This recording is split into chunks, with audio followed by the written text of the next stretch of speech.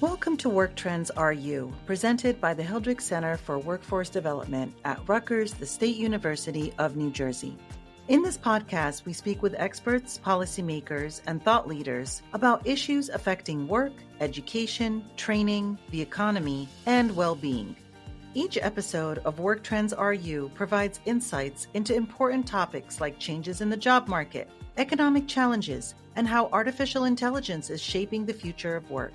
Our guests share their thoughts and reflections on how public and private sectors can better address the needs of workers, job seekers, and employers. Join us as we discuss the evolving landscape of work and education on Work Trends RU. Welcome to Work Trends RU. I'm Carl Van Horn. I'm the director of the Hildreth Center for Workforce Development and a professor at Rutgers University, and I'm the host of the program today. Today, we're fortunate to have as our guest Dr. Fichtner, who is the president of the New Jersey Council of Community Colleges. Aaron's had a distinguished career. He started his career here at the Hildreth Center probably about 25 years ago as a graduate research assistant, one of the first employees of the center, and then he eventually became the assistant director for research, left to take a senior position in the state's labor department, eventually becoming commissioner of the Department of Labor. And now for several years, he's been the president of the Council of New Jersey Community Colleges. So, Aaron, thanks so much for joining us today. Carl, thank you. It's an honor to be here to have this conversation with you. Aaron, for people who may not be familiar with what the council does, could you just say a few words about what the work of the council is and what its goals are? Sure. So we have 18 community colleges here in New Jersey. They serve about 250,000 students. But as many people may know, we have a very decentralized structure of higher education in New Jersey. So our council is enshrined in state law as the coordinating body for the 18 community colleges. So we have a networked system of community colleges. I'm sure we'll talk more about that in the conversation about what that means, implementation, governance, strategy. But our council exists to coordinate and to strengthen the 18 community colleges. Our governance structure is interesting. We have a council of 36 members. Every president of every of the 18 colleges and every board chair is on our council. So everything that we do as a council is driven by the will, the interests, the guidance, the consensus of those 18 colleges and their two representatives. Let's talk a little bit about the community colleges. Talk about some of the positive impacts that you think the community colleges have on students, employers, and the counties where they're located. The colleges have a really significant impact in many ways. I talked about our 250,000 students. At the core of our mission for the last 50 years has been to expand access to higher education. As we have, as a country and as a state, put more emphasis on the need for more people to have post-secondary college degrees and credentials, community colleges have been essential in New Jersey and around the country in allowing more people who may not have had opportunities to pursue a college education. So many of our students are first-generation college students. They are working parents. They are from diverse backgrounds all over the entire state. Our colleges offer an incredibly affordable way to start a college journey. They are open access institutions, which means that if you come to our college with a high school diploma, we will find a place for you and to help you on your journey. So for many people across our state, community colleges are the only way to start a journey to a post-secondary degree or credential.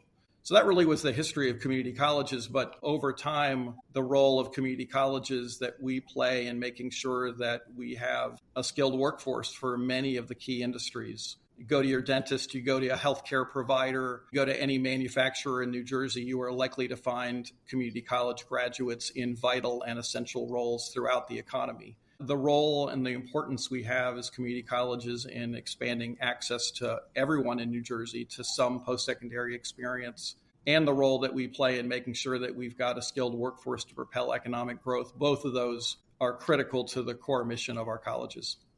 Now, obviously, this has changed over time, and I'm sure it changes from one community college to another. But roughly speaking, what percentage of the students go on for a baccalaureate degree versus those who stop at, after 2 years, getting a credential and then go directly into the workforce, maybe later on getting a bachelor's degree, but not immediately? The data is not as good as we would like it to be. It's something I think we hope to work with the state data system and other partners. But I think about 40% of our students will go on to pursue a bachelor's degree. We have about 20,000 graduates every year.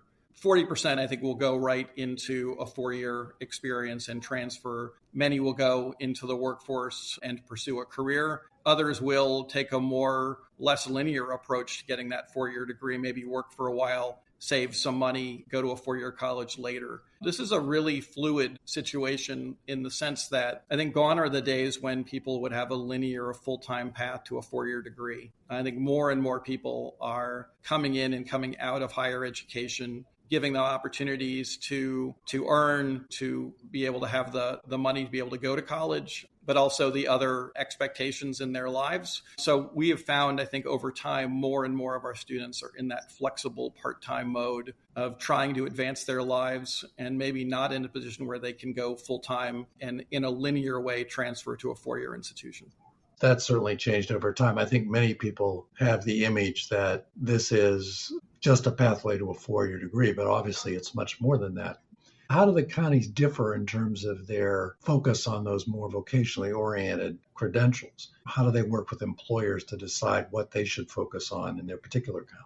Well, so I would say that, we've seen a real transformation of our colleges over the last 5 to 10 years. Many of the colleges were created as transfer institutions 50 years ago when the focus was on expanding access.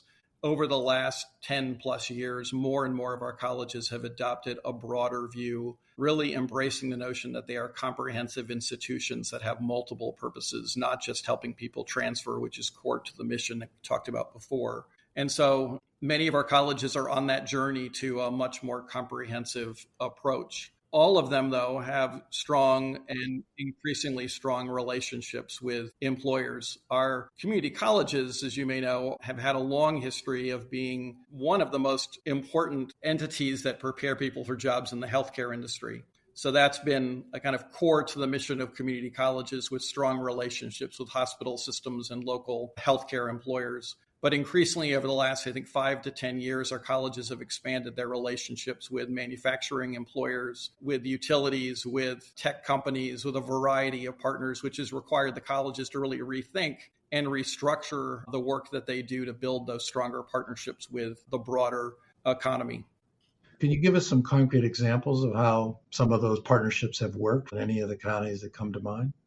I think one good example is a really interesting partnership between three of our community colleges, Raritan Valley Community College, Middlesex College, and Mercer County Community College, to work with the pharmaceutical industry. We have a growing aseptic clean room manufacturing industry in New Jersey around cell therapy and cell and gene therapy, which is demanding a larger number of people who can work in clean room environments. Those three colleges have got together as part of a work that we're doing here at the council with employers to develop a curriculum to prepare students to work in aseptic manufacturing and biotechnology manufacturing. Those colleges were able to secure a significant investment from Johnson & Johnson as a corporate partner, so building that kind of public-private partnership that we would like to see. These are programs that are on our non-credit side of our colleges, but all of them will have paths to students to be able to continue their journey to be able to earn an associate's degree over time. So you may go to a manufacturing program that allows you to work in a clean room. You go to work for Johnson & Johnson. You can come back to community college. You can get additional credits that would earn you an associate's degree and then get you on a path to a bachelor's degree and maybe even more. So it's really the kind of stackable model that we are seeing our colleges really embrace, working closely with employers who are helping us develop the curriculum. So that's one example, but we're also doing similar work in everything from data science to manufacturing to renewable electric vehicle maintenance, a whole set of other industries that our colleges have begun to work together to develop strong pathway curriculum that would help students get jobs, but also continue their education over time. And when we talk about students, again, I think it's important for some of the listeners to hear a bit more about the diversity of those students, because they're not all 18 and 19-year-olds or just coming out of high school. Say a little bit about those who are young adults or even older that are enroll at the community colleges. Yeah, it's a really, really good point. So I'd say about, depending on the college, I'd say between 30 and 40% of our students are adults over the age of 25. That population has been growing over the last 10 years, I would say. And so we have an incredibly diverse set of students that come to community colleges in different stages of their lives for different needs, for different goals. And I think one of the hallmarks of the community colleges is the ability to really serve those diverse students and their needs. So we're seeing a lot of students who may have come out of high school, who went to work, worked in retail or other industries that they realized was not going to give them the pathway to advancement, and decided to come back to a community college and to pursue a college dream. And so I think that diversity of our students is really an important point. Has caused our colleges to really commit to serving people where they are in ways of changing our student services and our supports, our program schedules, the kinds of offerings that our colleges deliver. I assume that the counties since they play a big role in supporting these colleges, have an important input into the shape of those colleges and what emphasis they should have in terms of their growing the economy within a particular county. Yeah, absolutely. And I think that is actually one of the strengths of our system of community colleges, is that they are driven by the needs of their local communities and by their counties. We have a unique model in New Jersey in that our community colleges are technically called county colleges. The majority of the board of trustees are appointed by the county. The governor gets to appoint 2 of our trustee members at each of our colleges.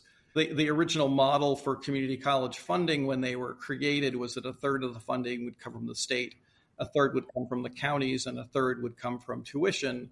We've seen that a third model never really come to fruition. Tuition at our colleges covers about 45% of the cost of delivering education, much of which gets covered by financial aid, I should say.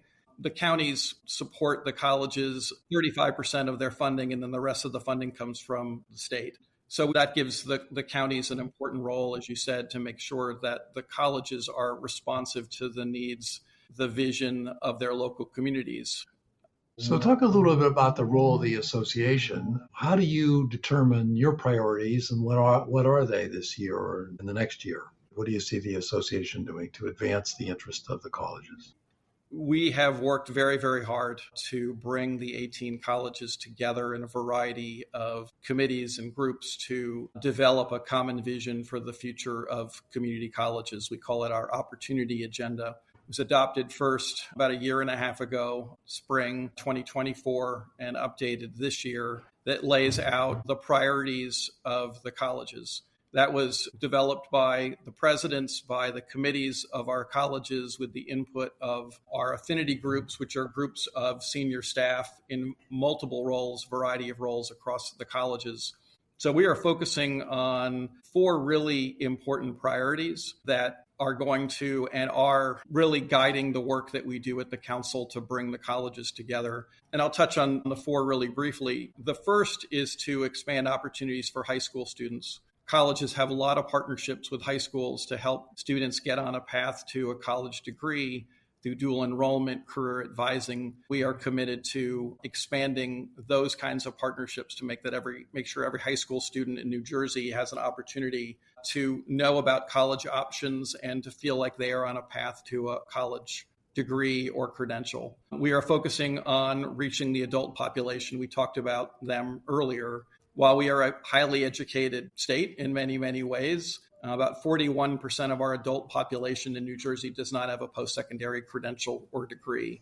And I think we all know that as the economy continues to evolve, there's going to be more demand, more requirement that people have some post-secondary education. So we're focusing, number 2, on that adult population. Number 3, we are focused on ensuring that when students come to our colleges, that they have the supports and the services that will allow them to stay in college and complete their degrees or their credentials. So we have a series of initiatives and priorities around student support services and other kinds of student supports that would help students complete. And then our 4th largest category is around building pathways that can respond to the changing needs of our students and to the changing economy.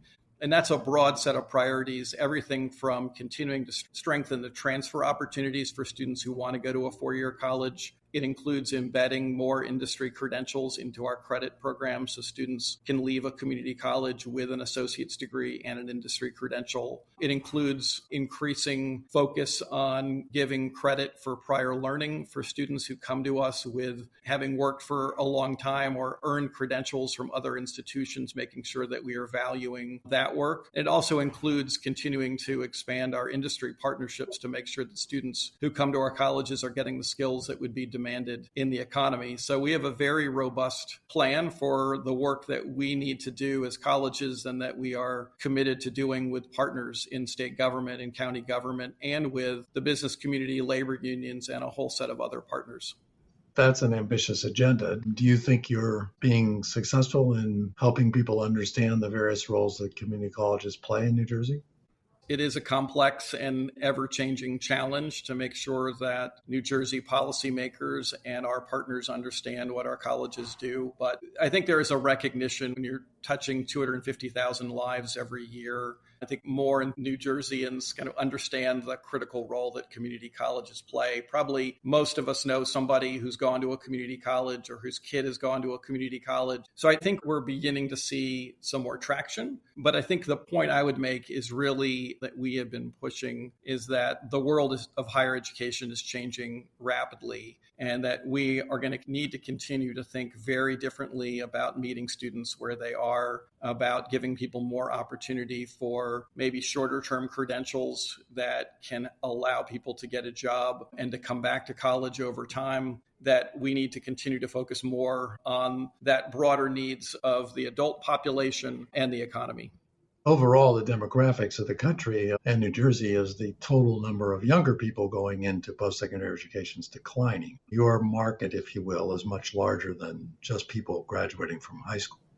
We've seen pretty steady declines in enrollment at our colleges since the Great Recession. We had a big peak in enrollment when unemployment spiked. People came back to community colleges, and we have seen kind of a steady and slow reduction in enrollment. So we have to continue to think about how do we attract more people? How do we make sure that we are offering degrees, credentials, opportunities that are appealing to students, that can motivate students, and that can give them a path to a better life. And so we are thinking a lot about those issues of being relevant. The decline of people going to post-secondary education is a real crisis, I think, for our state and for our country, given the changing nature of the economy. And so I think this is something that we will all be working on together, is to think about what does the future of higher education look like so that it can be responsive, that it can attract more students. We have to continue to think about affordability. I think our colleges are very proud of the fact they offer a very affordable education. You can go to a community college full-time for a year for about $6,000. But still, for many New Jerseyans, that is still too much. That is still too high of a cost, particularly when people are working multiple jobs to support their families and have to give up a job to come to a community college. So we're going to need to continue to think about affordability, think about flexible models, more partnerships with employers to help people who are working have access to post-secondary opportunities. We're going to have to continue to think very, very creatively if we're going to meet this moment.